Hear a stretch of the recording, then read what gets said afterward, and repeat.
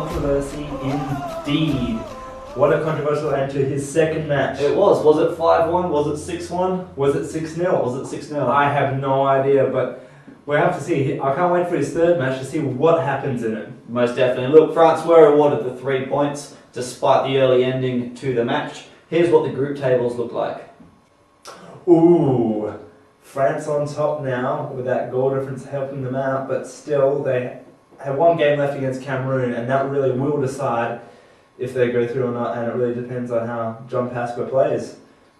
South Korea looking pretty safe if they can get a win against Japan, and Japan have a long road ahead. Thoughts, Mr. Francis? Yeah, look, I think Boland's recovered very well to his opening round defeat. Problem is South Korea have still got a game to play. I can see France finishing second in this group. I think South Korea are going to win that Cameroon game. Match number 4 of this weekend's matchups. Slovenia versus Paraguay. That's right. It was the bad boys of Slovenia. I don't think too many people were on their side in this game. Coming up against the fan favourites, Paraguay, managed by Chris the Horseman Rowe. It was good versus evil, really, in this match. And, well, we'll just let the video package take it away. Ding. Nick, Slovenia, do you think you can win the World Cup? Yes, and I will. Do you think that going into this match against Chris Rowe's Paraguay, are you going to have the skills to destroy him? Yes, I do, and I will. Who's your star player? Well, if I told you, then you're just going to have to wait and see. Your team has got a pretty cool kit, the white shirt. Do you think this is going to help you win? Yeah, no, it won't actually. It won't? Alrighties. Thank you for your time today, Nick. Good luck in the match. Any last words to Chris Rowe? I'm going to ride you like a bitch. Paraguay national coach Chris the Horseman Rowe. Chris, going to a big game against Slovenia. Do you think you got 3 points today? Oh, definitely. I mean, we're a hard team at the ball and we're going to take it on full pace tonight. Roque Santa Cruz up front for you guys. Yeah, he's the player of the game. He's the man, and he's going to take us home tonight. And anything to say to your fellow country, not your fellow countrymen, but the Paraguayans at home? What can you say? Oh, can I say, cheer on, support your team, sign up, membership, get in there, be down at the game if you can. Will you win the World Cup? We will win the World Cup. Why do you even ask that question? No fucking point. Get out of here. And any last messages to your opponent, coach Nick Ariel? Well, 30 plays dirty, and don't you worry, we'll be bringing fighting fire with fire, bringing it back dirty. Thanks, Chris. Good luck, mate. Evil manager Nick Ariel took on the fan favourite Chris the Horseman Rowe when Paraguay took Slovenia on in the first match of Group H. Slovenia went with a normal formation, however, Paraguay decided to change it up a bit, but it didn't work to their advantage. It was expected that Slovenia would dominate, and that they did, finding opportunities early, but not taking them. It didn't take long though, Slovenia just having the passing edge and finding the gaps that Paraguay left, to find themselves right in front of goal where their keeper tried to run it out, but a tackle resulted in the goal. Let's have a look at the replay there. This is ridiculous. Playing it out, silly keeping, and Bursa comes through with the first goal of the game.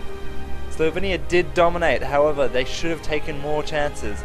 Some easy misses and some simple defending stopped them from really dominating the match. Will these missed opportunities come back to haunt them? Only time will tell. It wasn't third time lucky for Slovenia, it was 23rd time lucky, where they slotted in their second. Dead Dick had the fans on their feet and clapping their hands in the Slovenian quarters. Paraguay fans still chanting till the 80th minute, where Paraguay strung together their first 8 passes of the match in some of the weirdest play we've seen in this World Cup. It resulted in their first shot and goal in the 88th minute. Unfortunately for the Paraguayan fans, it was easily saved. At the end of the day, Slovenia go top in Group H, while Paraguay drop down to the bottom. End score, Slovenia 2, Paraguay 0. Harsh words from the Slovenian manager, and well, it was really good to see such a crowd behind Paraguay, and he's going to need that crowd if he's going to fare well in this competition, which I don't really see happening. Yeah, look, Paraguay have done the sweet and innocent. They've gone in, scored a couple of goals, taken the points, got the hell out of there. And you know what? 3 points on the board, that's all that matters. Let's have a look at the table now in Group H. Only one match, so it doesn't really show much, but Slovenia taking it early, under control of the group. It really depends on their match against Slovakia, and if they can win that, they're definitely through. South Africa should be a definite win, and Paraguay, well, the match of the round is going to be Paraguay versus Slovakia, I'm going to say. Yeah, definitely. I mean, the winner between Slovakia and Paraguay, they're going to go through to the next round. Unfortunately, the loser will probably join South Africa in the loser's circle. And you know what happens in the loser's circle? Circle jerks.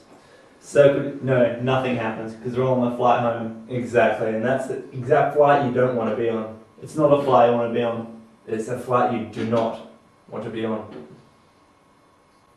Group G, USA, Germany. Wow, it was dubbed the World War II of the competition, and it was dubbed to be two of the greatest opponents taking each other on in a battle of blood and sweat and tears. It most definitely was a big game, and a big crowd turned out to watch these two heavyweights take on each other. Basically, the winner was really looking to top the group and go through to the next round as a top-seeded country. This is what happened at Soccer City. It was Germany versus the US of A. Take it away, Mr. Video Man. I'm very confident of a win here. He's got a better team.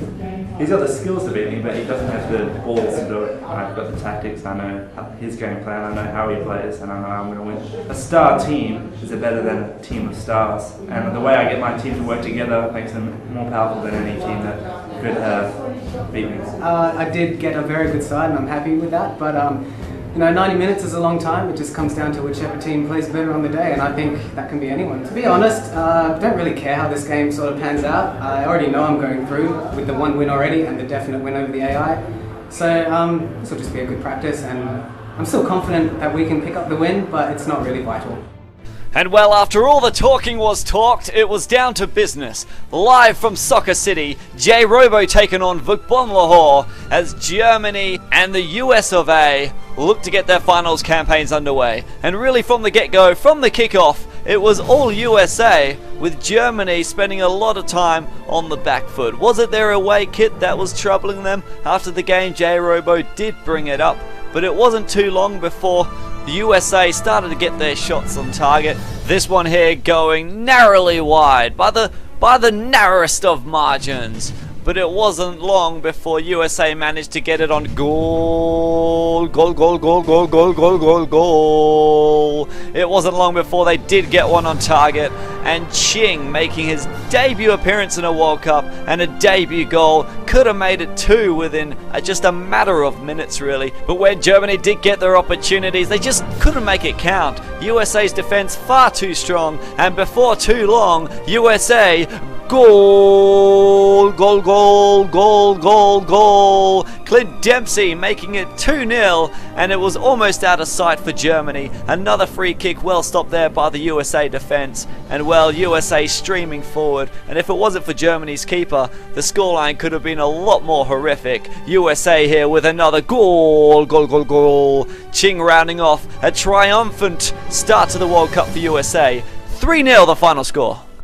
Well, yeah, I mean, I don't like to use excuses, but first time on the Xbox, first time using Germany as blue. I did pass the Vaughan in white maybe 3 times because I was still a bit confused. Would have preferred better than a 3-0 result, but as I said before, not really too fussed on this game, and yeah, different console, different house. I mean, when I'm focused more, I haven't really been playing as Germany too much, been playing as Australia, you know, being Australian and all.